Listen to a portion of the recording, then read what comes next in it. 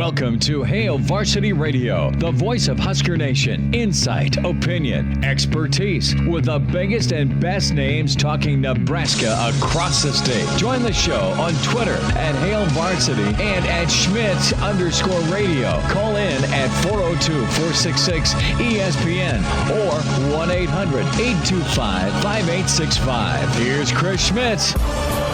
Welcome to it, Roadshow Friday here at the Single Barrel. It's Hail Varsity Radio. We're presented by Currency. For all your equipment financing needs, go Currency. Chris Schmidt, Elijah Herbel, Connor Clark. We are jacked up, man. It is senior weekend. It's Nebraska. It's Wisconsin. It is Big Ten November cold, so why not warm up with a little whiskey, a big old steak, and some football. Numbers to get in today here on Hail Varsity Radio, 466-3776, 466-3776, 800-825-5865. Can find the show or streaming if you're watching, and ways to do that. Hail Varsity Radio Twitter.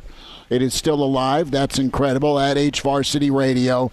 ESPN Lincoln Facebook. Hail Varsity Radio Facebook is what I told you about. ESPN Lincoln Facebook and Twitter as well. So those are ways to engage and watch the show.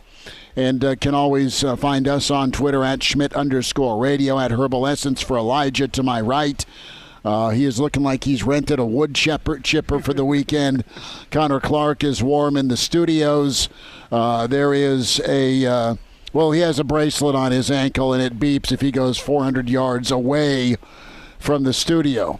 We appreciate you making home of that studio, Connor. I've been trying to get it off me for weeks now. I know you have, right? At C_Clark_27 is where you follow Connor on Twitter.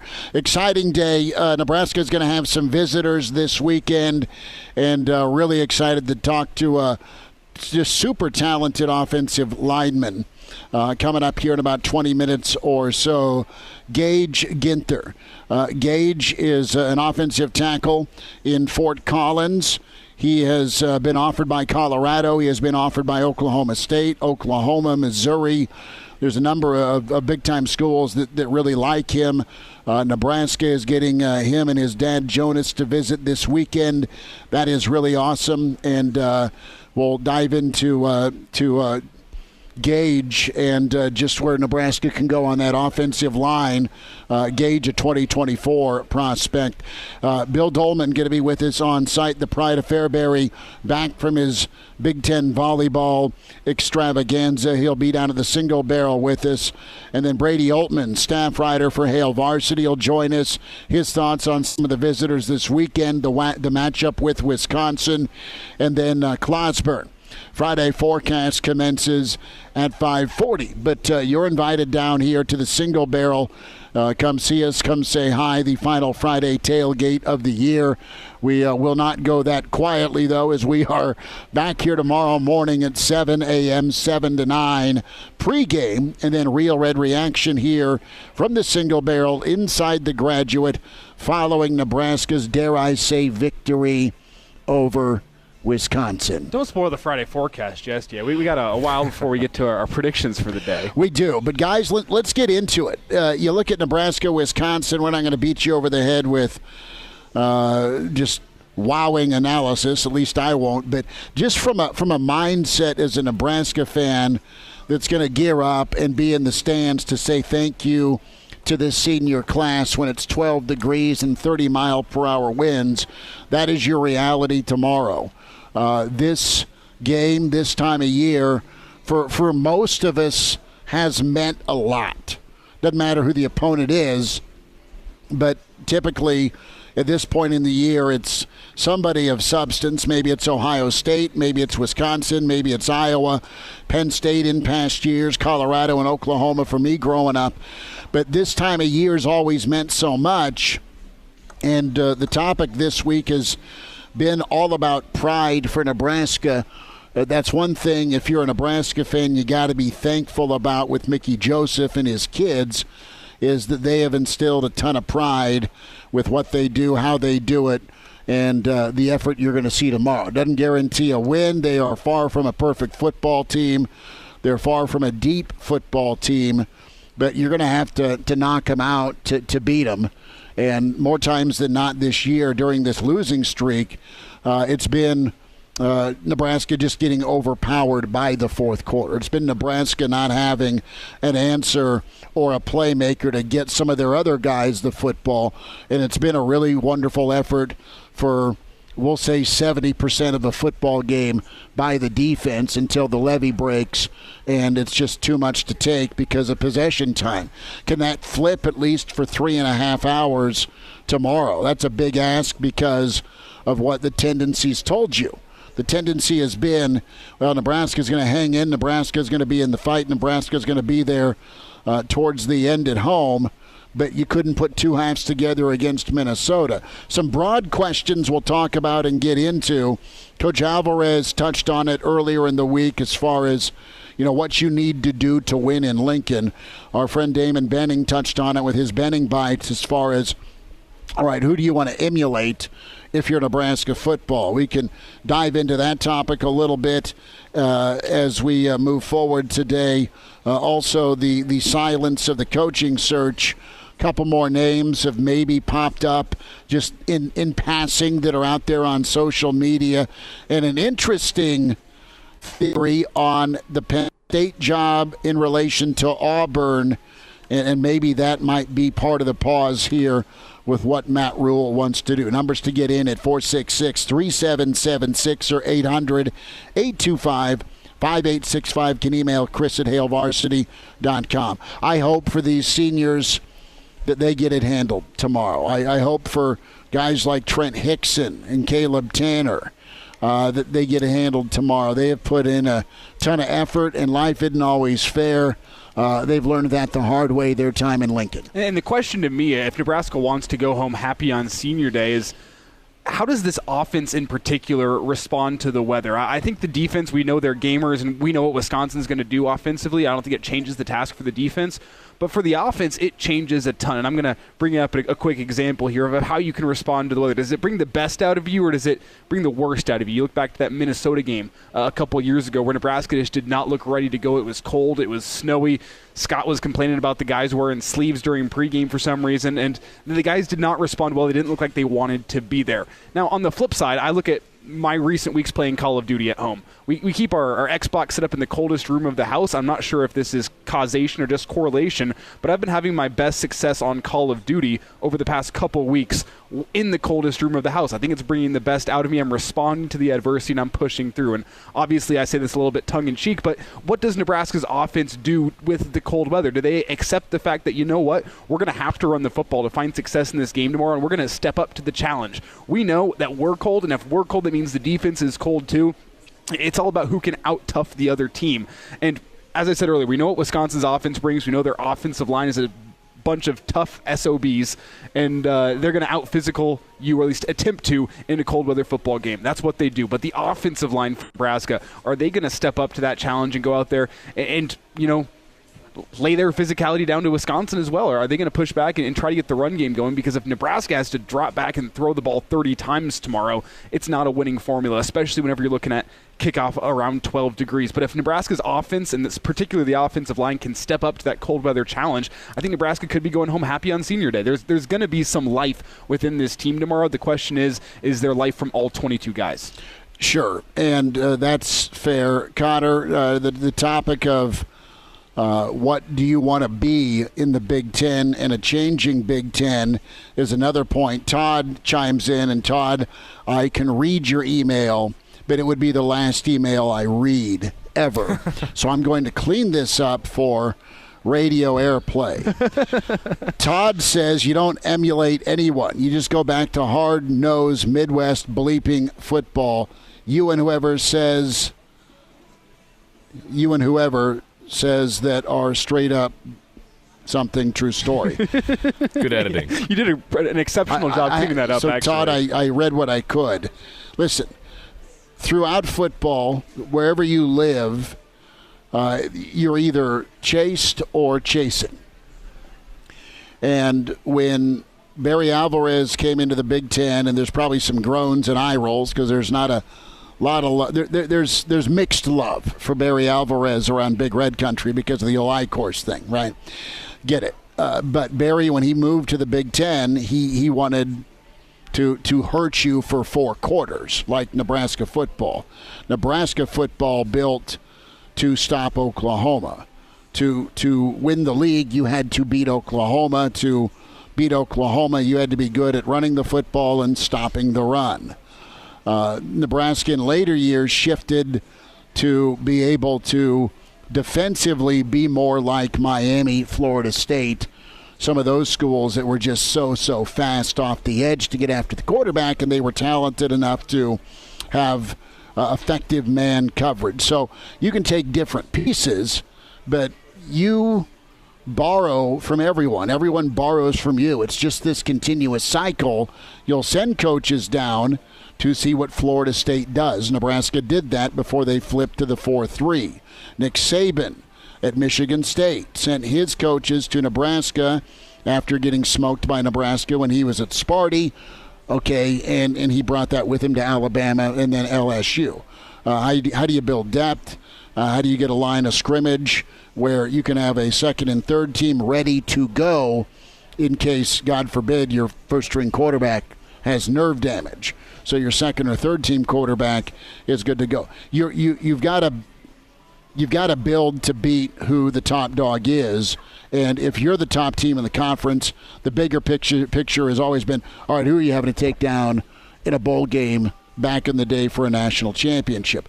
Guys, this is going to shift completely here in 2 years with probably no divisions, and you'll need to be in the top 3 to get playoff consideration. That is the goal if you're a Nebraska football fan. The reality is you're pretty far down. You're not.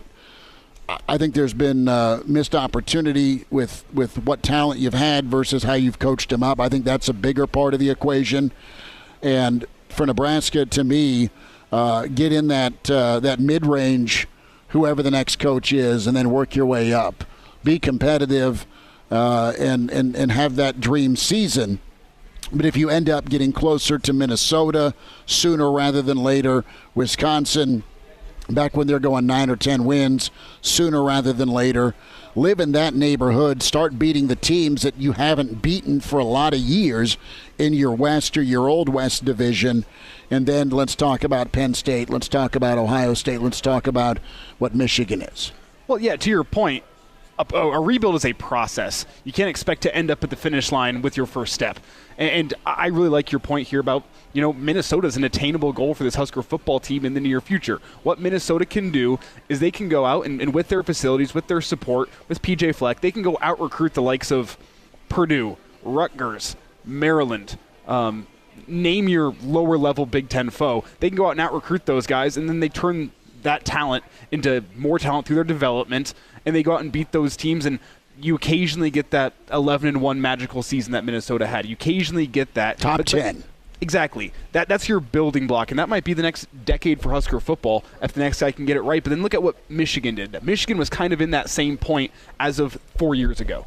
And then what happens? They get that one recruiting class. They get the right coaching staff together, and it comes together to something magical. You get that playoff run, and now it looks like Michigan's here to stay. You get that one great season. That's the next step. And then when you're a place like Michigan or a place like Nebraska, a place like name your blue blood, as soon as you get it going, it's going to be hard to stop that momentum because the recruits are going to see it, and they're going to want to come play for Nebraska. The other teams are going to start saying, you know what?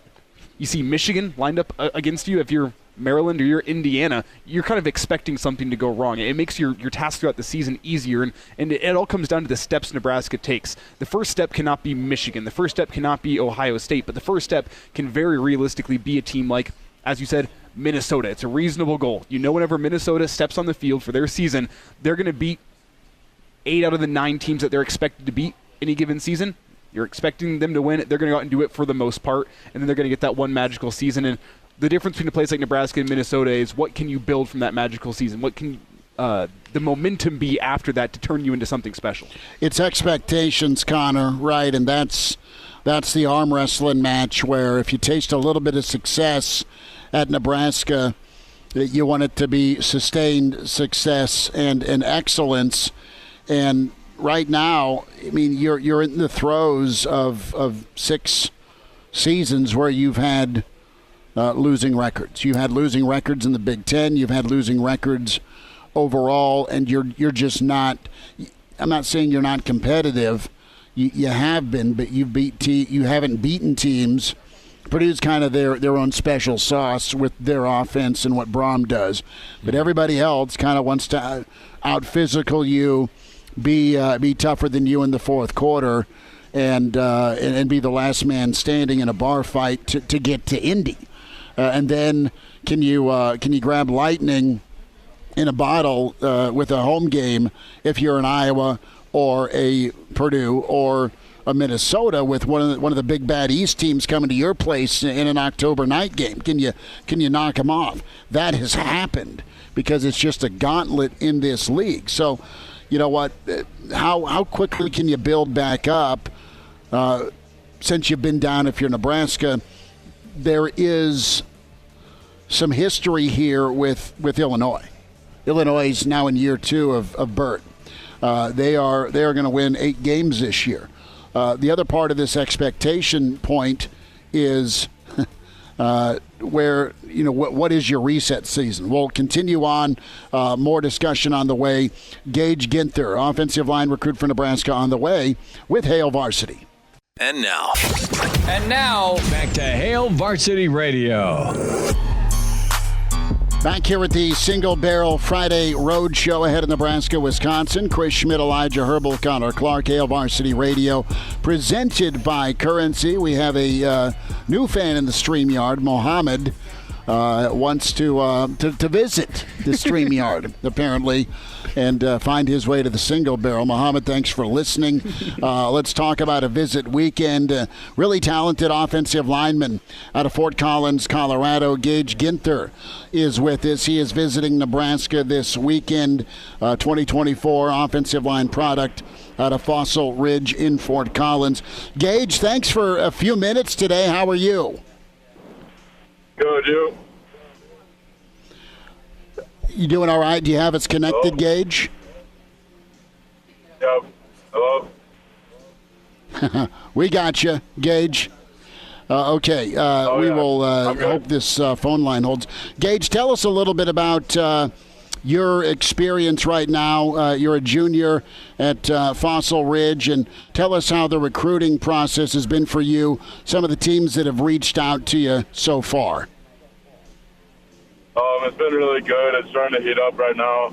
I just got offered by Missouri a couple weeks ago and Oklahoma State and Kansas a couple weeks ago, and then I also have offers from CSU, CU, and Indiana. So I have 6 offers right now and a bunch of interests. Tell us a little bit about your process with Nebraska. How are things right now, and have you had a chance to look at Lincoln at all, or is this your first trip out? This is my first trip out, but, they've been talking to me for a while. They've been talking to me all season, and they've been trying to get me out for a while, so I'm super excited. Gage Ginther with us here on Hail Varsity Radio, part of the visit group this weekend, offensive lineman with Fossil Ridge in Fort Collins.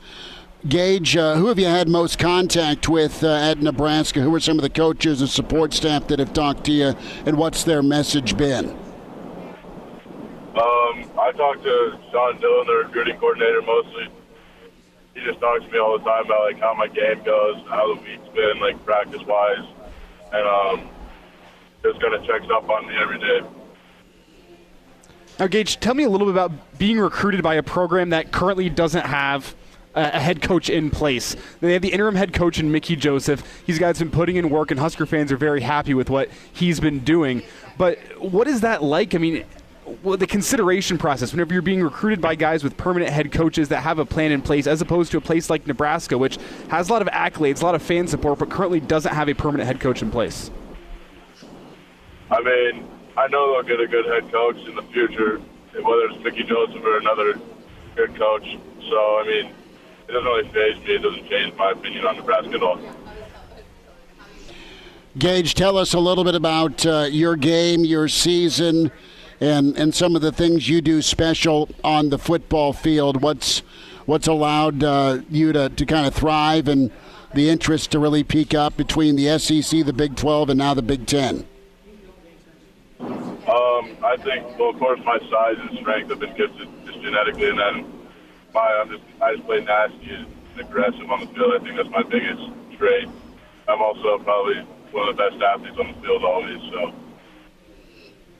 So, Gage, one thing I've always noticed about you from watching your film highlights and everything is that just about every single time, at least in your highlight tape, I understand that's a collection of your best plays, but from the highlight tape, there always is a guy that ends up on the ground at the end of the play. I was really impressed with how you play through the whistle and how you always finish your blocks. And as a former offensive lineman myself, I can tell you that it's not as easy to finish blocks against smaller guys as you'd think. I know they're smaller than you, but they're also faster than you. And you talk about your athleticism. But can you tell me a little about the mindset that it takes to play offensive line and how you like to play with finishing your blocks and making sure a guy ends up on the ground? I just play mean as I can. I just want to make them cry, kind of, and then just I just enjoy hurting them, I guess. We're gonna get a T-shirt. I enjoy hurting them. Well, Gage, as somebody who's been around a couple of athletes at the high school level that were getting recruited pretty heavily, it was always a question to me of how people such as yourself who are getting all these D1 offers, how do you balance dealing with the recruiting process and how grueling that can be with all these Division I offers coming in, as well as dealing with your current high school season and just school in general? How was that balance for you? Well, I focus on my high school season and school first because without that I wouldn't have any offers. And then the offers just kind of come just for me naturally, just being who I am, and just playing good and getting good grades and everything like that. So if I get good grades and play well, the offers will just come naturally. I don't really have to focus on them that much. Gage, with the recruiting process, who do you feel, I guess, the most connection with right now? What staff or program has either wowed you or do you maybe have a lean towards right now? It's pretty early in my process, so I'm not really leaning towards anywhere yet. But I've, of course, CU talks to me a bunch because they're in Colorado, Oklahoma State. So every school that's offered me so far, I talked to a bunch. Gage, do you have a preference on what conference or what part of the country you want to play in? Do you want to stay close to home, or is this a national search for you, trying to find the best fit, trying to find what's going to let you go to the next level, go play in the NFL? I want to go to the Big Ten or the SEC. I don't really want to stay home. I want to go to a place where I can have the most success in the future, and hopefully make it to the NFL. And tell me, what are you looking for as you're taking your visits to different schools across the country? What are some of the things you're looking for, some of the boxes you want to have checked by the end of your visit weekend? If it's just a place that treats me well and feels like home, that I'm comfortable with everyone there, and it feels kind of like a family with a good culture around the school. Gage Ginther is with us here on Hail Varsity Radio, a highly talented offensive lineman out of Fort Collins, Colorado. Fossil Ridge, his high school, playoff bound this last season. Gage at 6'6", 270, 2024 prospect. Gage, at the next level, have schools talk to you from a projection standpoint? Do they see you at tackle, or do they see you inside? I've been seeing it both. So Oklahoma State offered me a tackle, but then I'm sure I can play guard and center too if they need me to. So I'm down to play any of the three. Do you have a favorite or a preference, or do you work at all the spots? I work out at all the spots, and I played all the spots this year in the season, but my preference is probably tackle. I think that's what I do best. Gage, a thought with your athleticism, for offensive line play, you need that mean and nasty. We've checked that box based on the quote, "I like to hurt people." But when it comes to the athleticism, are you a multi-sport guy? Do you do track? Do you do hoops? How do you have your quickness and agility with the footwork? I throw, shot, and disc and track, but most of it comes from just wrestling. I wrestled until, I think, 8th grade, and my brother's a really good wrestler, so he'd always wrestle me. I think that's probably the biggest part of it. Well, with your history in multiple sports, track and field and wrestling, what made football stand out to you, and particularly playing along the offensive line? It's not the most glamorous position in all of sports, being an offensive lineman, but what made it right for you? Well, what do you enjoy the most about being an offensive lineman? Definitely just because it's like a fight every play. So I get to really play nasty, and then it's just fun, just playing with all my best friends, all at the same time. I don't know. Gage, I'm going to go back to wrestling. Your brother, older brother, younger brother. What's the living room record look like? He's older than me, and he used to beat me, but not anymore. I'm too big for him now. Do you have a go-to move? No. No single leg, no double leg, no headlock. You got nothing that you go to that he just can't stop? Maybe like a lat drop, like a little throw, but I gotta be safe, No, I get you. Gage Ginther with us here, prospect for Nebraska, visiting this weekend. A ton of offers from the SEC and the Big Ten and the Big 12. 2024 offensive line prospect, 6'6", 270, Fossil Ridge out of Fort Collins. Gage, enjoy your time in Lincoln. Best to your family, and thanks for giving us a few minutes today. Of course. There he is, Gage Ginther with us here on Hail Varsity Radio. So he'll be in this weekend. You watched his film. There's the drone footage that they had at Colorado State where they play a lot of their football games, their playoff action. So really a big kid. And, Nebraska has had a good history of tapping into Colorado for talent, be it Corey Ross or, of course, Jeremiah Searles, Colorado guys, just the two that stick out for certain from, back in the day. And Gage, good-looking lineman.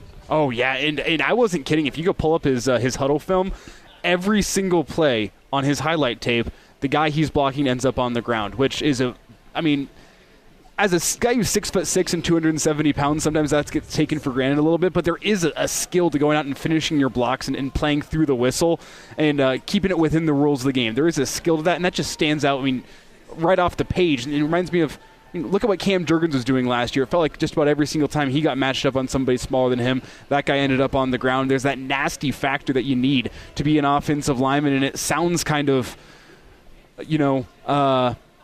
abrasive when you hear a guy say, I play offensive line because I like to hurt people. But there's a mindset that needs to be had, whereas as long as it's within the rules of the game, that is kind of a nasty factor that is necessary along the offensive line, especially within the Big Ten. If you don't think that Wisconsin's offensive lines or Iowa's offensive lines aren't going up to the ball every single play with the mindset of, I want to hurt this guy across from me, you're fooling yourself. It's a mindset that's needed, but it's also needed to be taken place within the rules of the game. Well, a guy that was great at smoking people.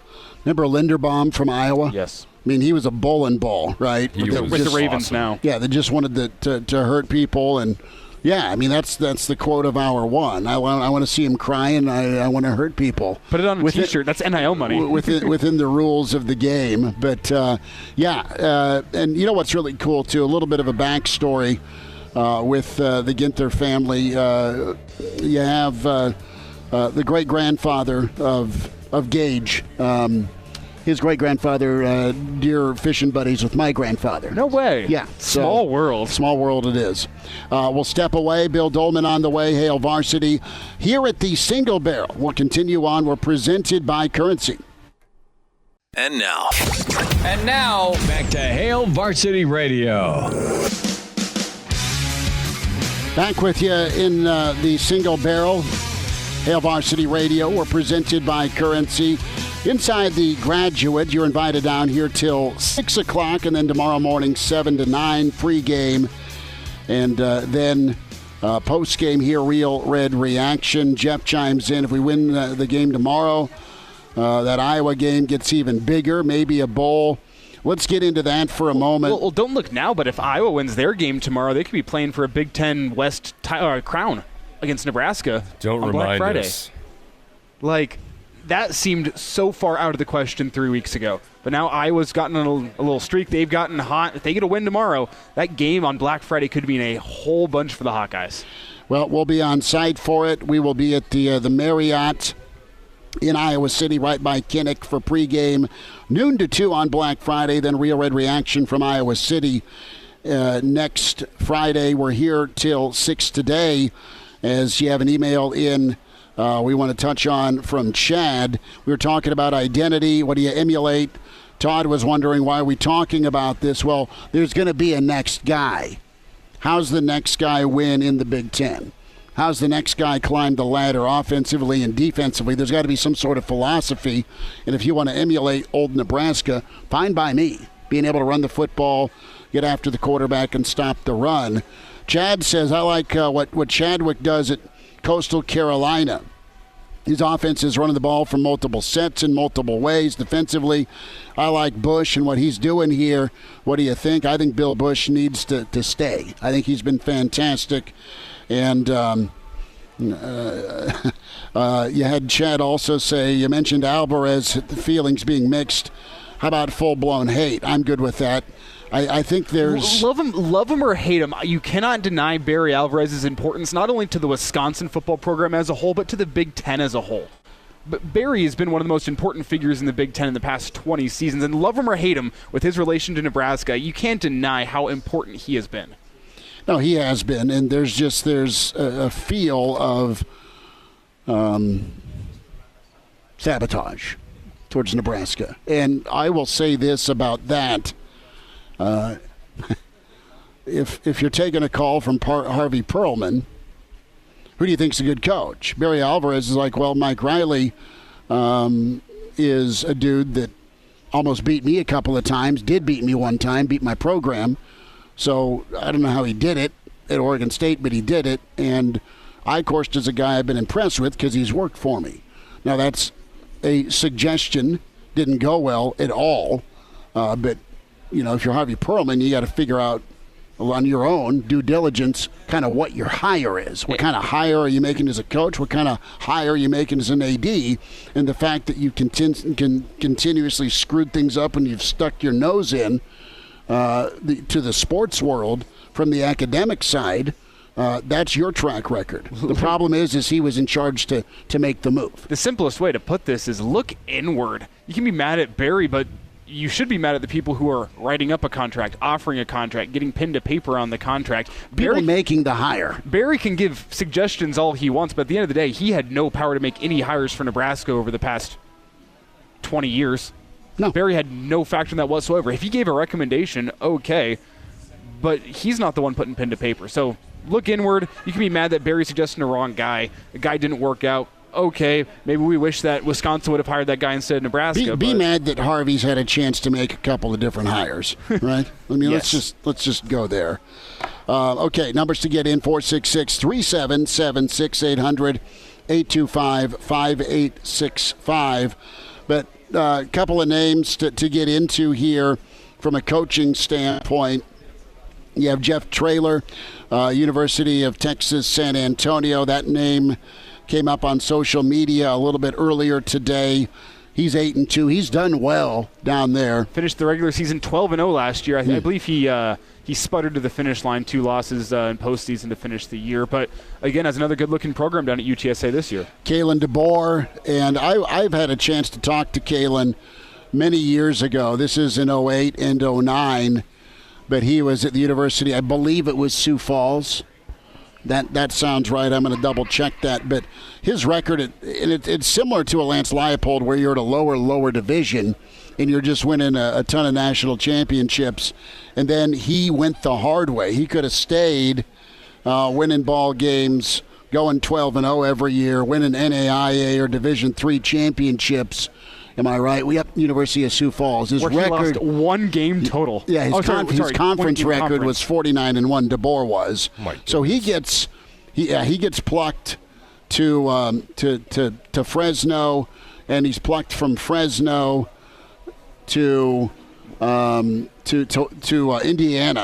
and then from Indiana back to Fresno, and then hired away from Fresno to lead Washington. Washington's 17th right now, but he's a pretty dynamic offensive mind. Penix was his guy at Indiana. He was the offensive coordinator during Indiana's top 10 season, or around their 8-2 COVID season. And now at Washington in year one, his buyout's $12 million. Brandon Vogel's, I don't know if he's founder or president of the Kalen DeBoer fan club, but he is in the fan club, and he's really pretty good. He does have some Big Ten background. The question is how gettable is he after only coaching 1 year, not even a full year at Washington just yet? How gettable is he? It's happened before in college football, but the record of buyout's Kalen DeBoer, $12 million. The record for Kalen DeBoer speaks for itself, though. 87-11 all-time as a head coach, and you have to factor in the fact that he was at Sioux Falls, where he won 3 national titles in 5 years as head coach. I dreaded that game every year on TV. It was City TV. They'd broadcast Westland games, and every other year Sioux Falls had come to town. There's no such thing as a running clock in college football. Nope. And it'd be 60-0. I mean, it was just an absolute drubbing, and that's not a shot at Westland. That's how good those guys were at the University of Sioux Falls. I mean, they were really, really good. And then think of how good DeBoer's offense was at Indiana that 1 year, 2019. That was the year Indiana came and shocked everyone, and Indiana was putting up 450 yards of offense a game, only behind Ohio State that season. They were phenomenal with Kellen DeBoer as their offensive coordinator. He then obviously got the call up to offensive, I should say head coach at Fresno State after that, where he went 12-6 in 2 seasons, then got the call up to Washington, where he's been, again, phenomenal this season. Success has followed him everywhere he has gone. He is a lot like Leipold, where they've taken tough jobs, they've not blinked, and they've just found a way to win. So those are a couple of different names right now.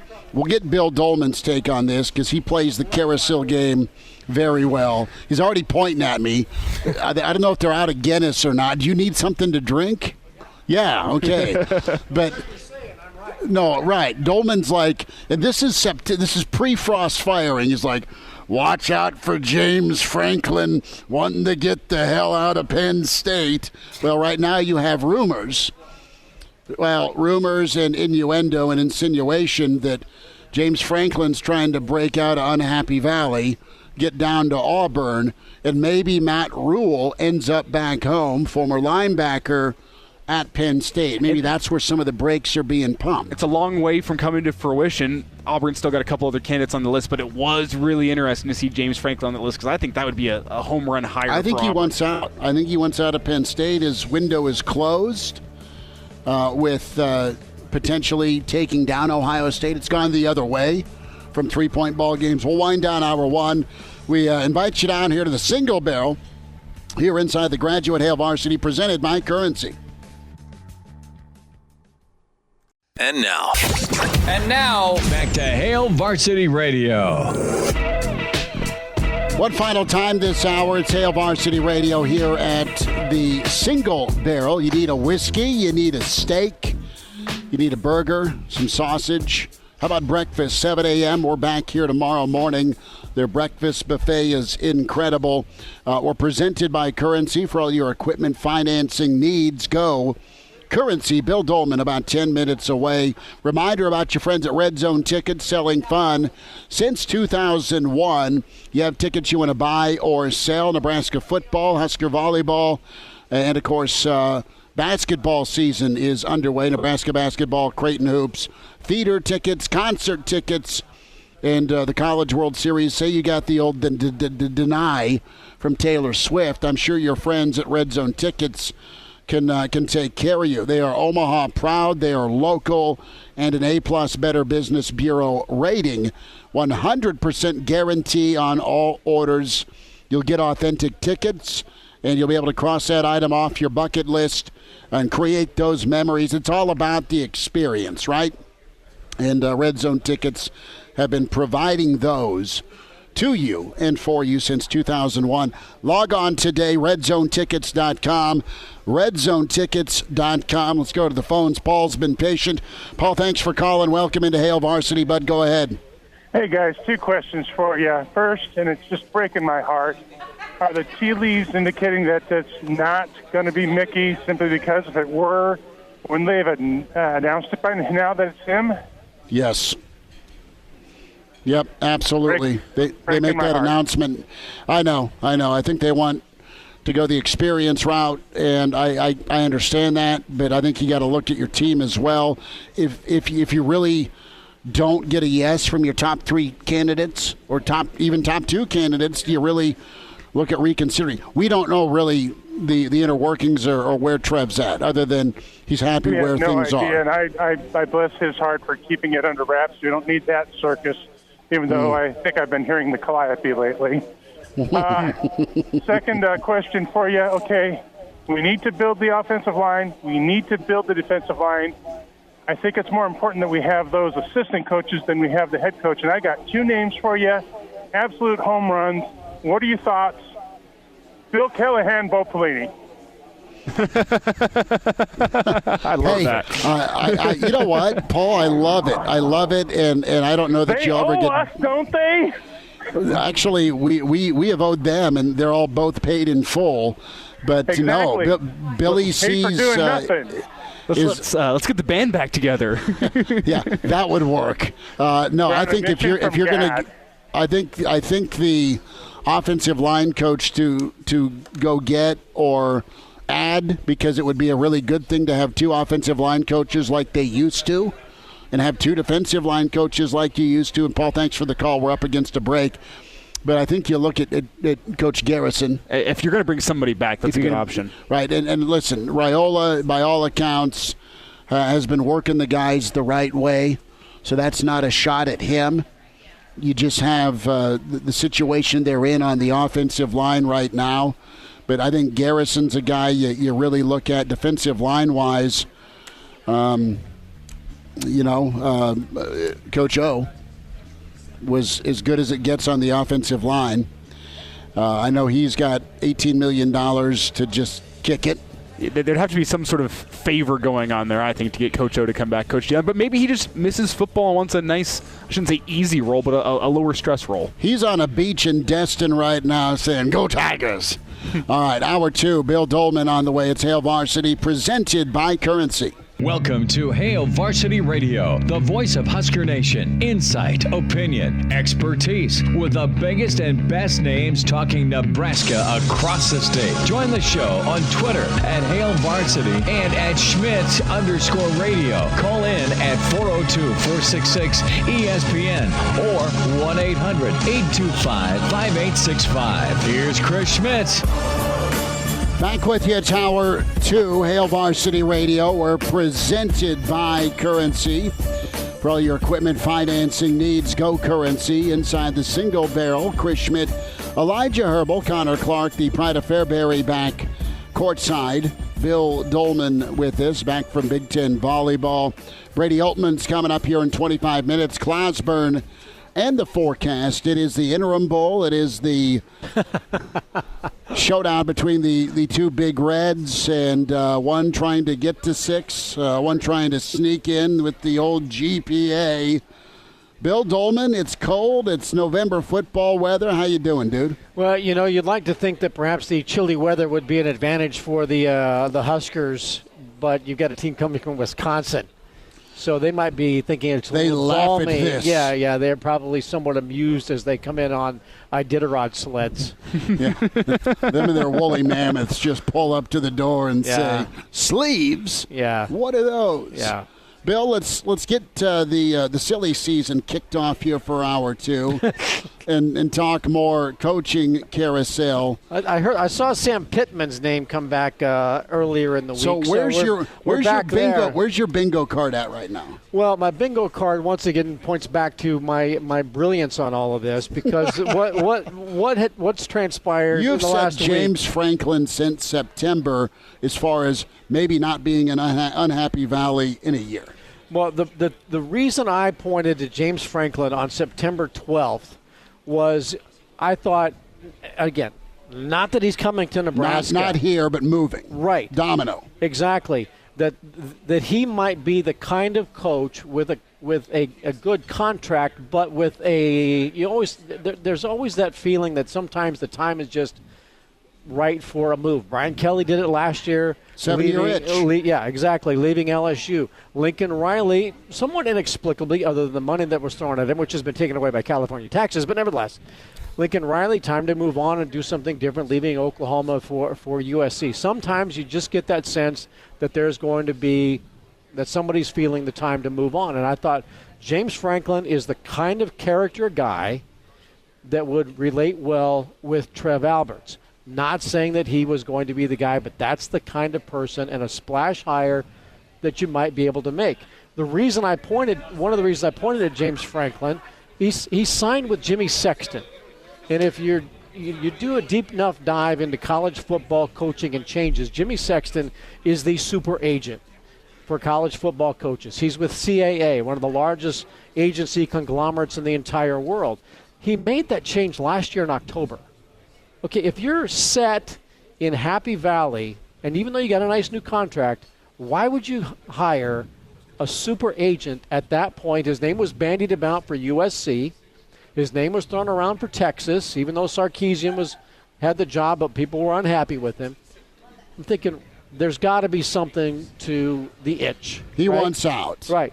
So Matt Rule's name has been bandied about with Nebraska for the past couple of months. He's a Penn State guy.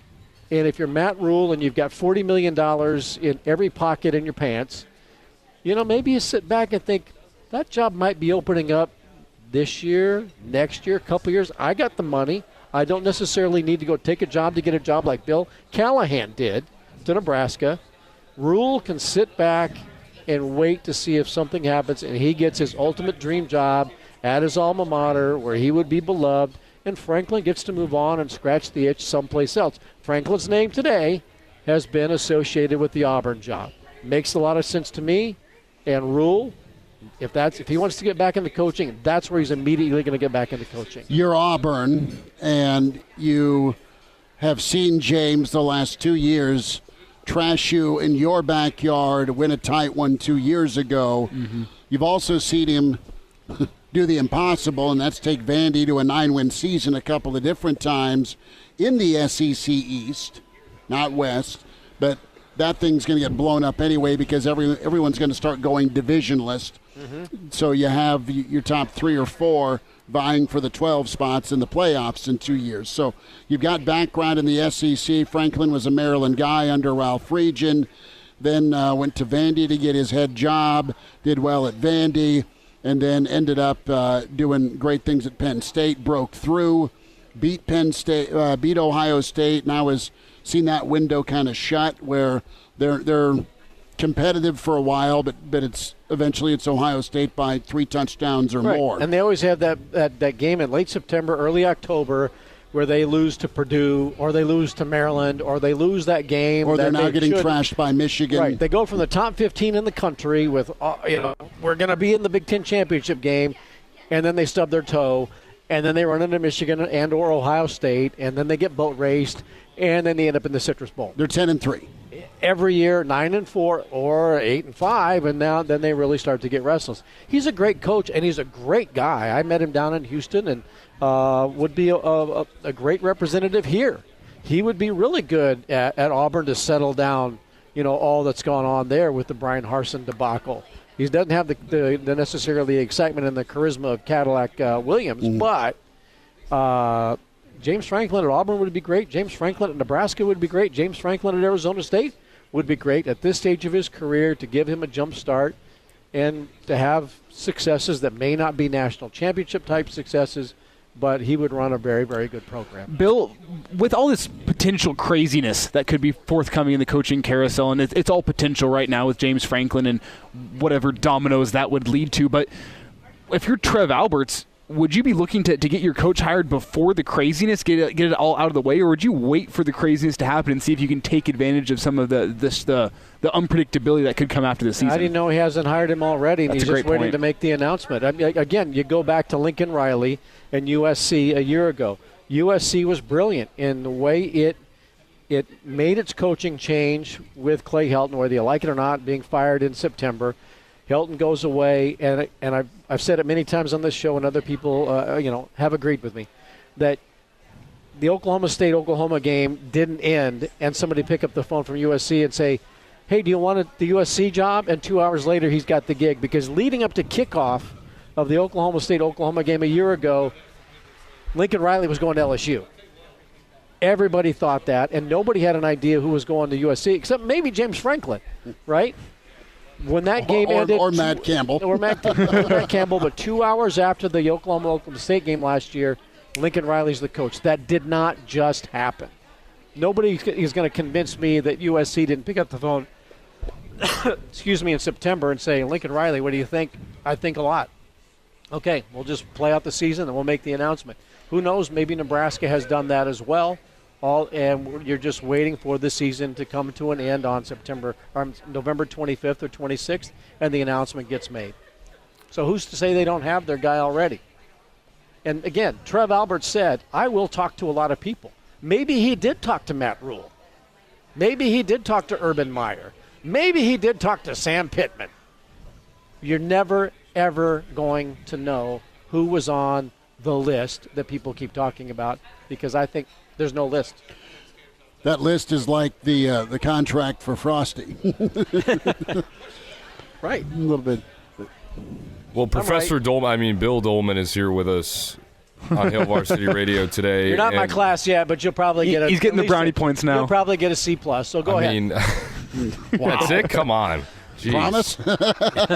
I thought I'd get a little extra than that, but I'll take a C+ at this point. But C's get degrees. That's right.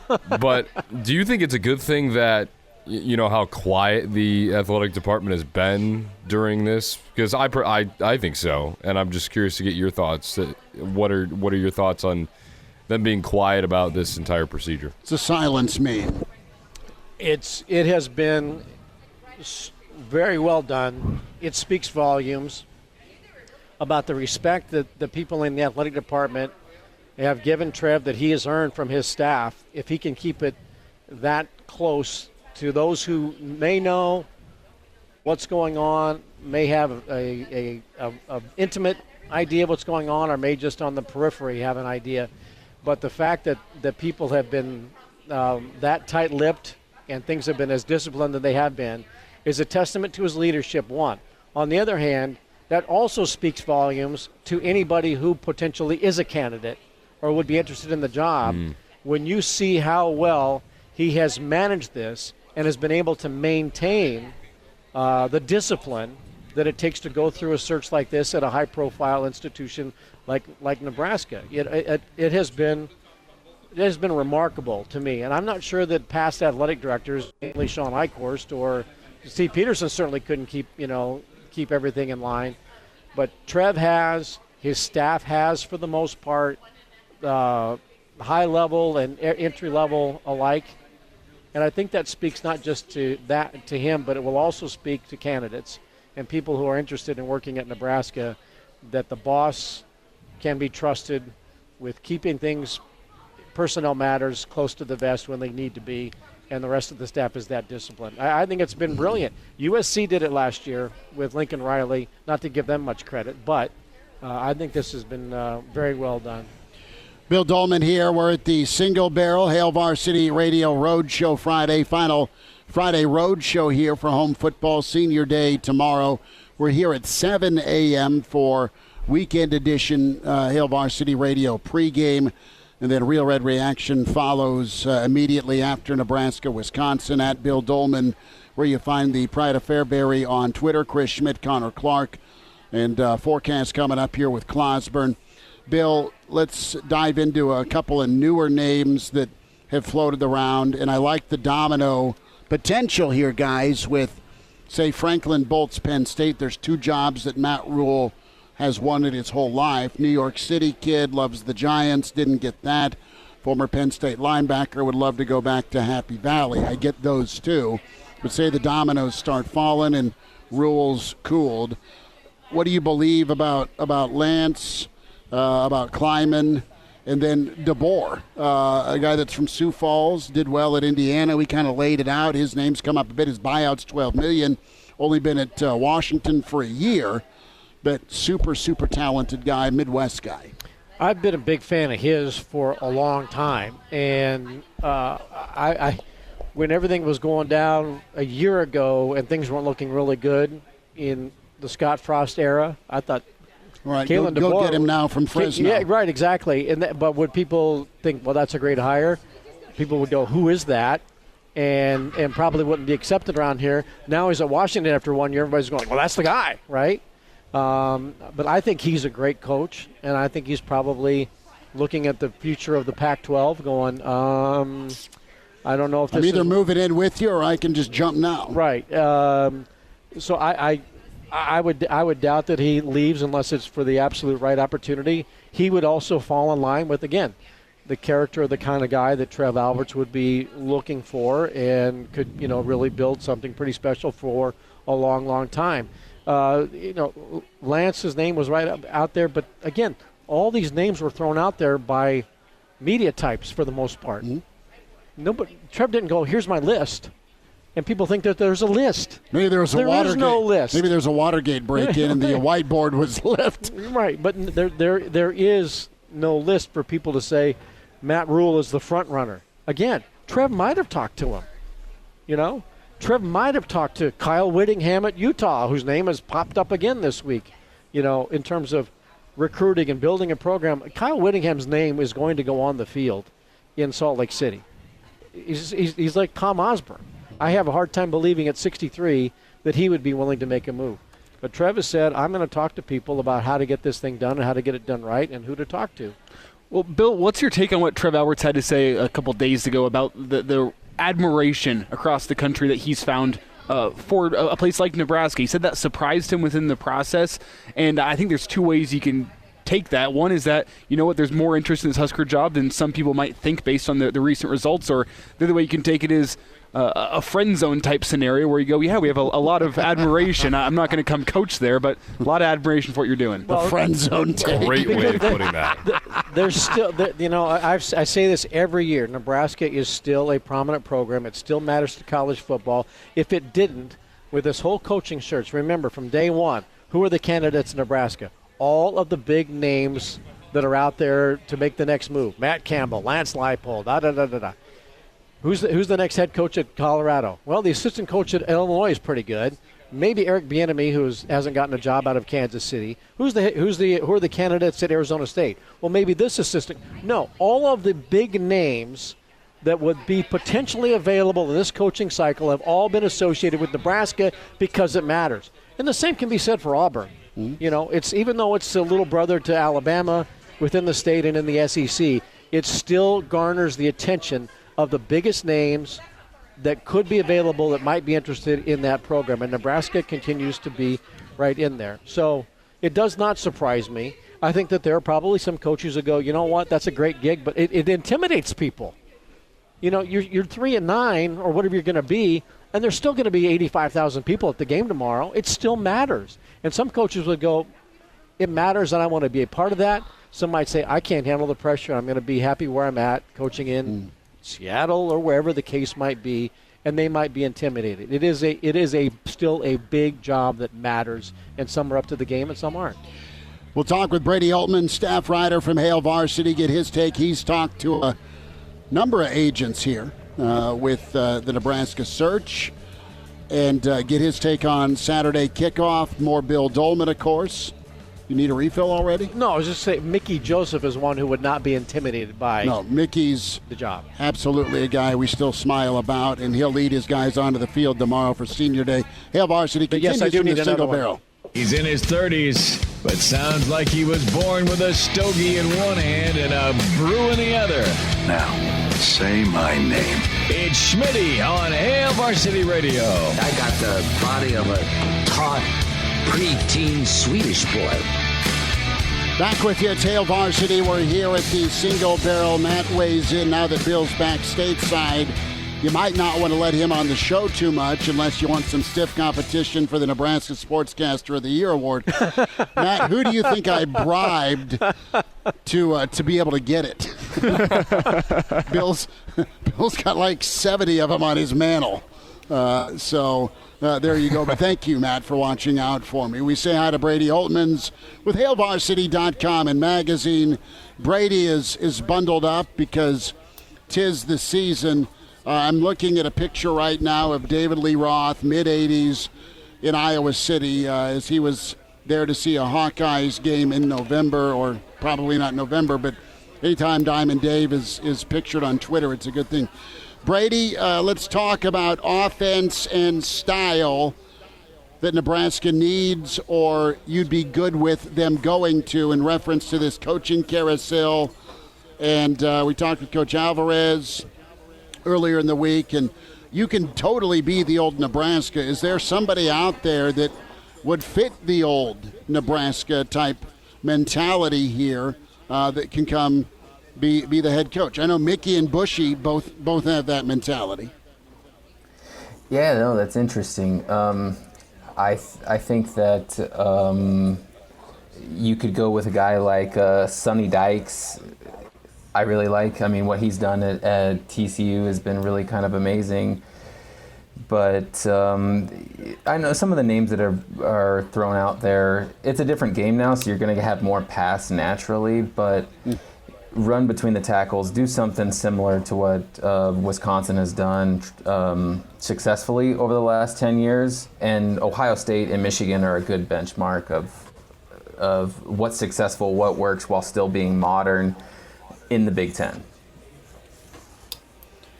Brady Oltmans with us, and that's key. And it's interesting when you look at Ohio State, they can kind of do what they want because of the talent and where they're at in reference to talent. Same with Michigan, and I know from a state population standpoint, you have Detroit, you have some of the other regions. It's not quite Ohio Valley, but it's still in a really impressive vicinity. Those guys are kind of outliers. Same with Penn State with their ability to get the state of Pennsylvania more times than not. Nebraska's always had to be a bit unique, Brady, and that's be developmental like Wisconsin has been, like Iowa's been, like Illinois turning into. Minnesota's the same way. And I think we were talking about this a little bit in hour one.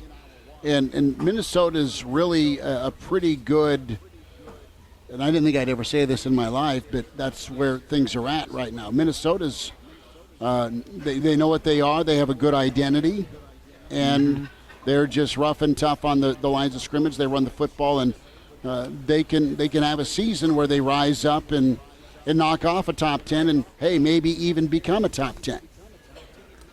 Yeah, I think Mickey Joseph kind of touched on it really well this week when he said it simply, we got to go where the heat is. They've got to go get guys from Chicago, from St. Louis, from Kansas City, and even Minneapolis area. I know that they're looking at some guys from up there. They're looking at guys in kind of rural Wisconsin. They're obviously going down south. Louisiana's been heavily hit in Mickey's time, even just down to like Georgia, Alabama, and things. Because he wants competitive depth. He wants them to go, and he said that they need to develop guys, but they need to, when they get a kid, they need to know, hey, he can play right away, or he can play year 2, and then just build them up into their potential to where there's not a big drop off between years or between number 1 and number 2 on the depth chart. Because I think that's something he's experienced in the SEC. Is that, that LSU championship team he was on was just stacked at receiver and beyond. And you're seeing it now with Georgia and Bama. Bama to a less extent now, comparatively to what they usually are. He wants to bring that to Nebraska. He knows that can be successful here. So that's kind of the goal. And obviously Nebraska's not there, so it's going to take some work to do. But I think that's the end goal for him, and it's interesting to see, like, that's the goal line and where Nebraska is now. So what are just going to be the steps to take incrementally to get there? Brady Oltmans is with us here on Hail Varsity Radio, and Brady, simple question here, complex, difficult answer. Whenever you look at Nebraska, taken in context, what's the ceiling of a place like Nebraska? You get the right guy in. I think the absolute ceiling is there's no reason why it can't compete for at a national championship caliber again. I think you're looking at a good spot for them with realistic terms now, with all of the recruiting limitations, or I guess hurdles, not limitations, that you have, is like a Penn State level. You're talking top 10, a good shot at the playoff once, especially if it expands out to 12, once every couple years, always competing and tough for the Big Ten championship, or at least a division or pot, or however that ends up looking, with the expansion of UCLA and USC. So I think that's not an unrealistic benchmark. I mean, of course, that can come with a great year of development and with the right coach of competing for, into a play or into a semifinal potential national championship game. But I think that's kind of the benchmark that I think is a realistic aspiration for Nebraska. Brady Oltmans is with us on Hail Varsity Radio. And Brady, I'm going to keep this question short and sweet, just kind of rip off the Band-Aid. Does Nebraska have a chance of winning tomorrow? Oh, I think absolutely. I really do. I think Nebraska's got a really good chance tomorrow. I mean, you've got to stiffen up in the middle, stop the run. That's obviously a bigger ask and a taller task said than done. But if they can do that, they've got themselves a great opportunity.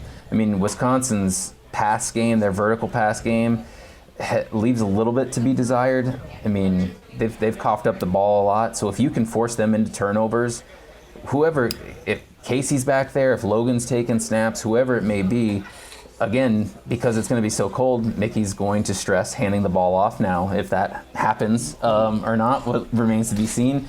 But I think there's a legitimate chance Nebraska can win this.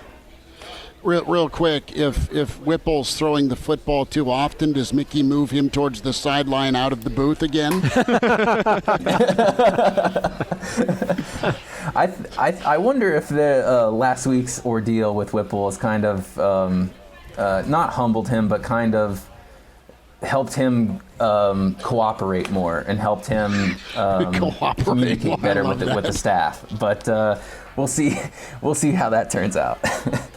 Are we just going to gloss over the fact that Brady said a moment ago that Sonny Dykes is the front runner for the Nebraska head coaching job? Breaking on social media while it's still alive. He's got to be on the list, isn't he? You know the list. I mean, crying out loud. I said Sean Payton. Why not? I mean, if with all of the outlandish stuff that's been out there, why not Sean Payton? All right? Guy needs a gig, right? He's probably always dreamed of coaching in college. Why not Nebraska outside on a 12-degree day? There you go. Well, here's the thing. He's on the list. And the whole bounty gate thing, that could be legal with NIL now. Be perfectly good to go. It's pretty good. Yeah. Brady Oltmans is with us here on Hail Varsity Radio. And Brady, just to get back to the game tomorrow, Nebraska may have a game plan in place tomorrow. That remains to be seen. I assume they do. Whether or not it works, it's another question entirely. Do you have a game plan to combat the cold tomorrow? I was actually just talking with a couple of people. I think I'm going to have my snowboarding gear from Wyoming that I'm going to just strap to myself and see if I can bundle down with. But we've got a couple of kind of cool recruits on the sidelines I haven't had a chance to meet yet, so I'm hoping to camp out on the sidelines a little bit longer than usual and talk to them a little bit. You got to wear the snowboarding goggles as well, too, when you're on the sideline. Oh yeah, I got them. I need a video of Brady and Aaron with him saying, "Let's ride again," with snowboarding goggles going, and just roll it that way. For Bill Doleman and the rest of the recruiting fans at the table, who's here? We talked to Gage Ginther a little bit earlier, talented lineman from Colorado. Who else you looking at tomorrow? Well, a really neat one is the I can't even pronounce his last name, which is weird. JT Farad, or the Texas quarterback that they just offered when he was back for the Minnesota game. They finally offered him after that one. He is back in visit. And the other one that comes right off the top of my mind is Charlie Wistrom. a young Grant Wistrom's daughter, a sophomore kicker out of Missouri right now. She's actually having an unofficial visit to Nebraska. So it'll be cool. I talked with or reached out to Grant not too long ago to check in and see how everything was going. So I expect both of them to be on the sidelines tomorrow. So I'm excited to touch base with them. That's awesome. And Grant's been doing a lot of traveling for soccer, for club soccer. Charlie's got a leg, man, and she's one heck of a kicker. Brady, what name are you most intrigued by as we wind down here at the Single Barrel with the coaching carousel this week? It's been Rule, back to Leopold. There's been DeBoer. Who's on your list, man? Personal list is a little bit different than the realistic list, probably. I think the one that I'm hearing more often than not anymore is still kind of Leipold's in the mix, but Rule just keeps coming up kind of repeatedly over and over again. The thing about Rule is that fascinates me is all of his ties and the names that he's associated to. He's really good at assembling a staff, and a guy like Joey McGuire, now down at Texas Tech, is a guy that I really like. Not to say that he'd be a good fit for Nebraska or that there's any interest there, but a guy who just, similar to Mickey, just builds relationships, builds connections. Like he's got a Rolodex a mile wide of Texas high school coaches, and I'm sure that a similar coach could kind of do that in Nebraska with all the different states that Nebraska touches on in recruiting, especially in the Big Ten. You've got to have those connections. Mickey gets it. That's, I think, what makes him such an intriguing prospect for the job. But any sort of young coach who can have that fire and those connections is the kind of guy that I'd gravitate towards. And then I'll also throw out Sam Pittman because I like myself a country guy. There we go. Brady Oltmans with HailVarsity.com and magazine. Get you covered on recruiting this weekend and thoughts on Nebraska and Wisconsin. Brady, stay warm. Thanks for the time tonight. Appreciate you jumping in, bud. No problem. Thanks, guys. Rob, our friend, says, with all the Wisconsinites that are here at the Single Barrel, where's the spotted cow? We need Smokey and Snowman pulling up in a semi here with some spotted cow for the rest of Nebraska. Forecast on the way with Clauseborne on Hail Varsity. And now, back to Hail Varsity Radio.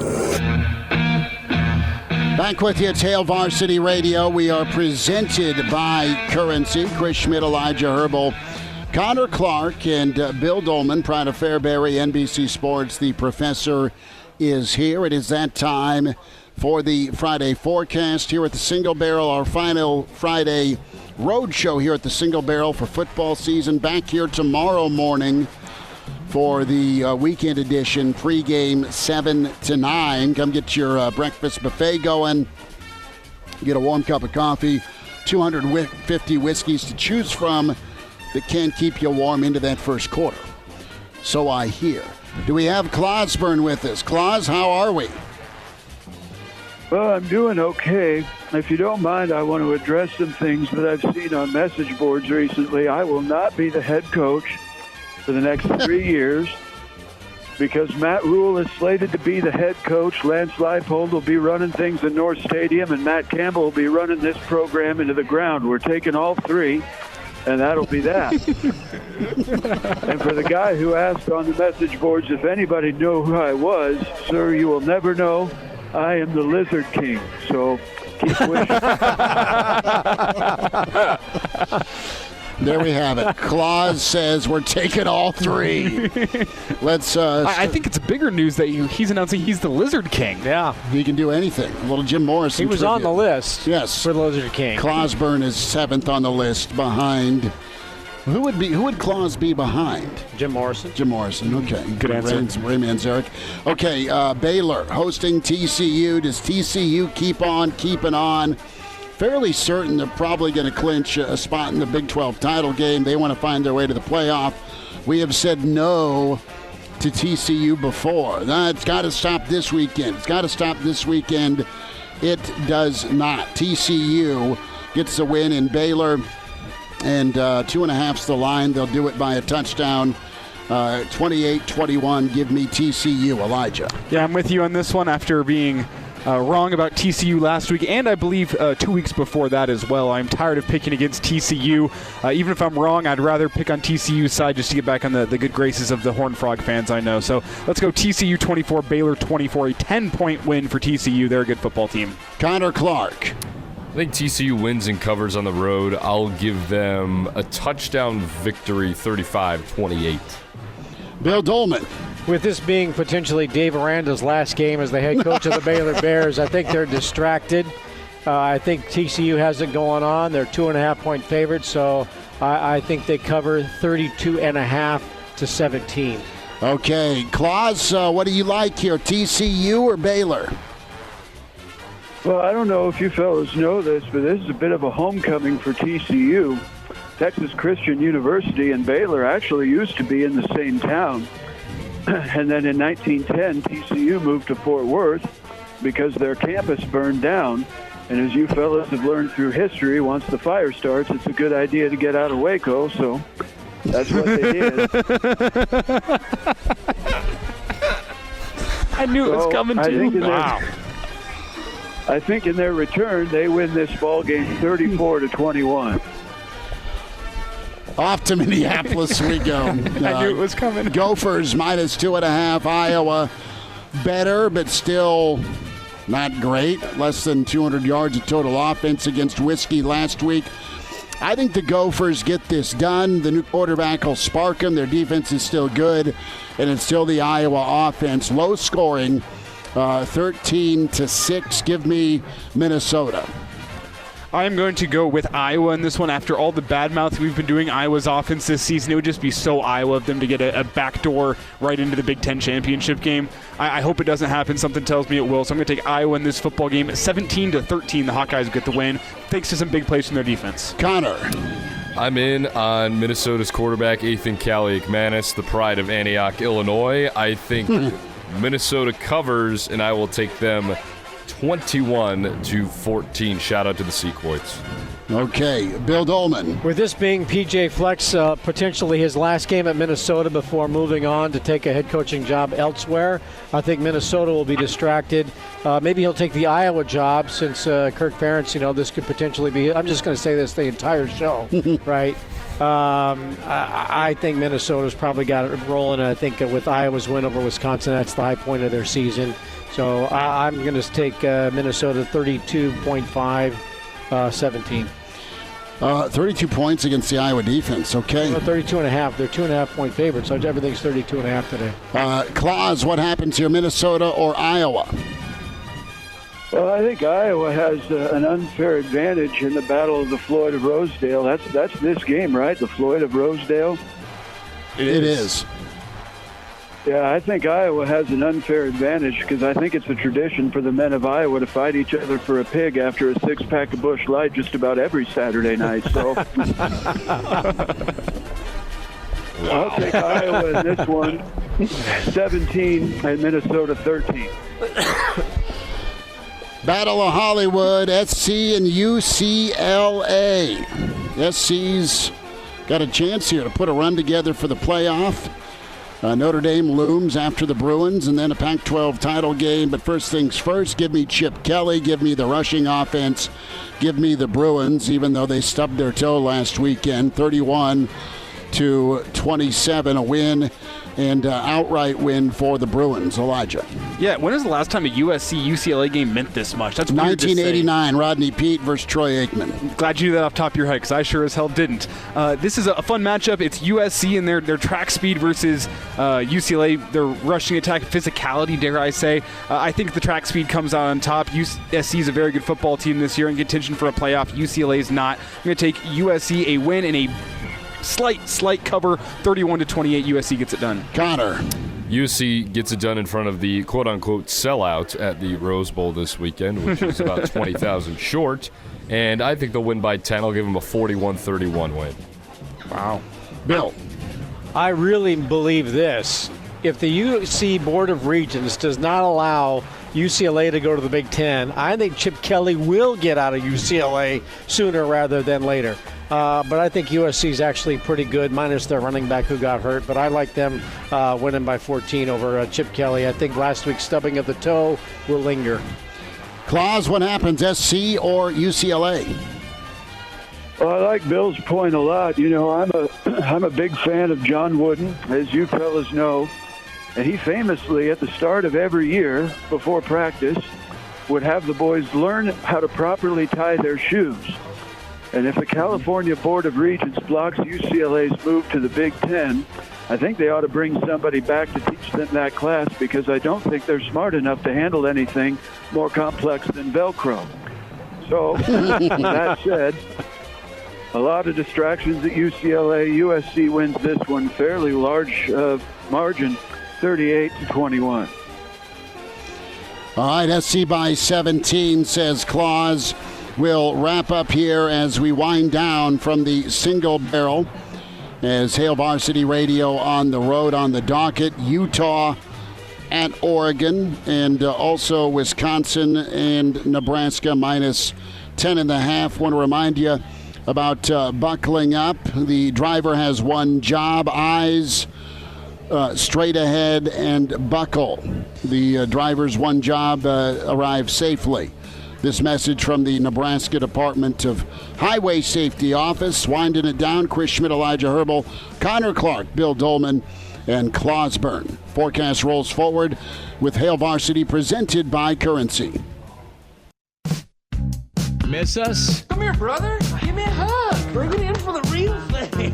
We're on call for you. Catch the podcast at hailvarsity.com, the ESPN Lincoln app, or download them on iTunes. Saddle up, partner. Back to Hail Varsity Radio. One final time here at the Single Barrel Inside the Graduate Friday Roadshow. Back here tomorrow for the weekend edition. Pre-game, 7 to 9 a.m. Get the breakfast buffet going. A lot of West Side fans in here, Doleman. I've seen a lot of West Side folks here, and not too many Gretna people. No, a lot of red W's here. But great spot, amazing steaks, 250 whiskeys and bourbons to choose from. The latest scuttlebutt: does Matt Rule hang back and wait and see if A&M opens in case Jimbo gets the sleep with the fishes treatment? That would not shock me at all. He just utilizes all those contacts they talked about him having while he was in Waco. Well, I said yesterday, what's the holdup with Rule? We might be finding out today that there just might be other opportunities. Other gigs, as much or more money, and maybe Jimbo finds his way back to country roads. Well, he never should have said that at the beginning of the season, that if there's one job I would leave Texas A&M for, it would be West Virginia. And then they go get beat by Appalachian State.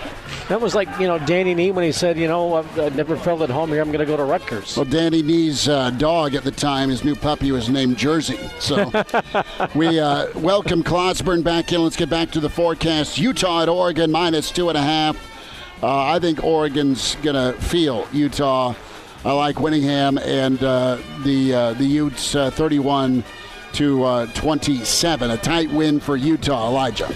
Oregon's offense so good this season. I think they're going to get their points. That's what failed them last year against Utah, is their offense. I don't think they offense falters again this year. Give me Oregon 41 and give me Utah 35, a win and cover for Oregon. What do you think, Connor?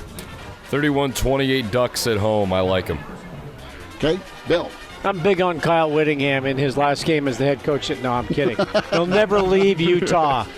But I still think that they are too tough for Oregon at this stage of the season. 28-17 on the road. Claus, Utah or Oregon? Well, the future of the Pac-12 after USC and UCLA may come down to these two teams, but what a prize. It'll be like Christopher, an hour past closing time, saying, well, ladies, I'm all that's left. Might as well take me. So I think Utah is probably the prettiest one at the bar at this point, and they'll win this one 34 and Oregon 24. Rapid fire, Nebraska not enough tomorrow. Give me Wisconsin 13-10. Huskers cover. Elijah. Got to throw everything you know in a cold weather game like this. It's so unpredictable. Give me Nebraska outright, 17-16. Okay, Bill Doleman. Mickey Joseph put on the scoreboard this week or somewhere in the locker room 2012, the last time Nebraska beat Wisconsin. I think he was foreshadowing the final score. Nebraska 20-12. What do you say, Connor? I'm going to go 24-21 Huskers. Give it to me. Claus, what happens? I just want to first give a tip to my friends in Lincoln. Now would be a bad weekend to sell your home, but a great weekend to have your property tax valuation revisited, because when these Wisconsin fans overrun our town, property values will plummet. What with their greasy, unkempt beards and weird deposits of trans fats, sweating out melted cheddar cheese and butter, smelling of uncured sausages, and their husbands are no better. So make sure you take advantage of that fact as Nebraska wins 24 and Wisconsin 20. Claus, you behave. Too late. Okay.